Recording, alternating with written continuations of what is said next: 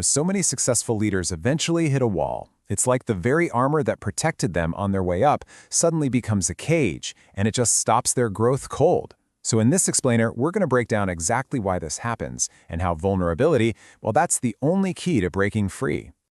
Have you ever felt this yourself?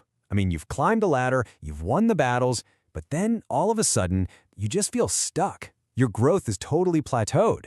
This is a surprisingly common experience for really successful people, and it happens for a fascinating reason. So, the first stage of this journey involves something we can call the leader's armor. A lot of us were taught from this unofficial John Wayne School of Leadership. And the unwritten rule was simple, right? Vulnerability is weakness. You have to be tough, you have to be invulnerable, and you must always have the answer. And this presents a really stark contrast. The John Wayne leader is invulnerable, rigid, and ultimately stagnant. Now look, that armored persona, it probably helped you succeed in the past. But to get to that next level, you've got to evolve into the intelligent leader, someone who's authentic, agile, and always growing. Okay, so why does this stagnation even happen? Well, neuroscience actually gives us a pretty big clue. The human brain typically reaches full maturity right around age 25. After that, our neural pathways, they become less flexible, a bit more rigid. We create this cognitive comfort zone, and that tough, armored persona just gets deeply ingrained in us. So here's the crucial point, the real kicker. The very mindset and the behaviors that protected you and propelled you forward in your early career, they are now the walls of a prison. They're what's preventing your future growth. That armor, it's just become too heavy. So if the armor is a prison, how do you get out? It's like you're standing before a gate, but the key isn't some new strategy or a bigger budget. No, it's something far more challenging. And it really represents the leader's true call to adventure. That key, it's vulnerability. As the consultant Curtis Smith says, without vulnerability, change is impossible. Now, this isn't about weakness, not at all. It's about having the strength to soften the rigidity of age and status to make way for genuine transformation. It is the absolute essential catalyst for growth. It is so crucial that we reframe what vulnerability actually is. It is not a passive emotion you just fall into. It's a courageous choice.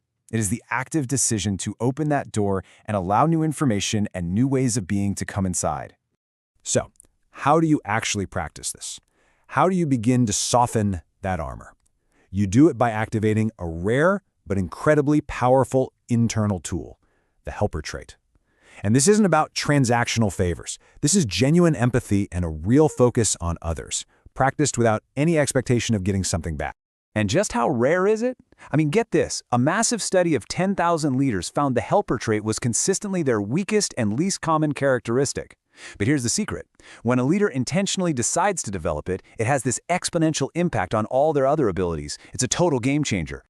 Okay, I can already hear what many of you might be thinking. There's a huge fear that comes with this whole idea. A fear of losing the respect you've worked so incredibly hard to earn.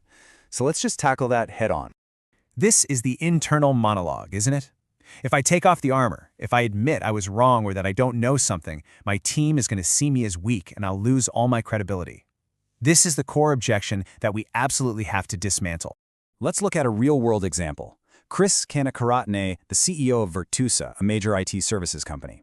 So when his company faced challenges, his instinct wasn't to look out the window to find someone to blame. No, it was to look in the mirror and ask, what could I have done better? And that act, it didn't diminish him, it built a stronger, more accountable culture. And that brings us to the real psychological truth of this whole paradox. Your team, they already know you're not perfect. Trust me, they see your flaws way more clearly than you think. So when you admit an imperfection, you aren't revealing a weakness. You are demonstrating the profound strength of self-awareness. And that is what builds unshakable trust. Now, this next part is absolutely crucial. As you start this practice, it's really easy to overcorrect, to swing from one extreme all the way to the other. So, this next step is all about finding the right balance. We have to avoid what I call the Eeyore Trap. You shed that invincible, arrogant John Wayne persona, but you accidentally become the Eeyore from Winnie the Pooh, just overly negative and lacking all confidence.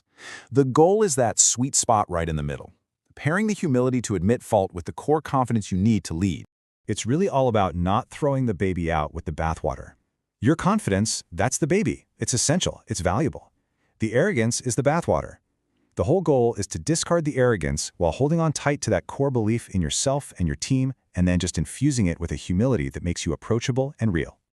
Okay, so how do we actually do this? How do we turn all this theory into a tangible daily practice?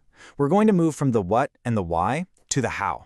So here are 2 simple but powerful exercises you can start today to build your vulnerability muscle. The first is a 15-minute daily reflection. Seriously, at the end of each day, just take a few quiet moments to ask yourself these 3 questions. This isn't about beating yourself up, it's about self-awareness. It's how you practice being vulnerable with the most important person in your leadership journey, yourself. And the second exercise is all about opening the door to the outside world. Proactively go to your circle of trusted colleagues or family and ask them for honest feedback. Don't wait for the annual review. Take the offensive. You've got to remember, to refuse feedback is to refuse growth. Simple as that. All right, let's put it all together. Think of this as your map for the journey ahead. First, remember the armor that got you here will not get you there. Second, vulnerability is the key that unlocks your growth. Third, admitting flaws builds trust because it signals self-awareness. Fourth, balance that humility with your core confidence. And finally, make it real through the daily practices of reflection and feedback. And that brings us to the end. This entire journey, it all begins with one courageous decision. And it's a question that only you can answer. Are you ready to take off the armor?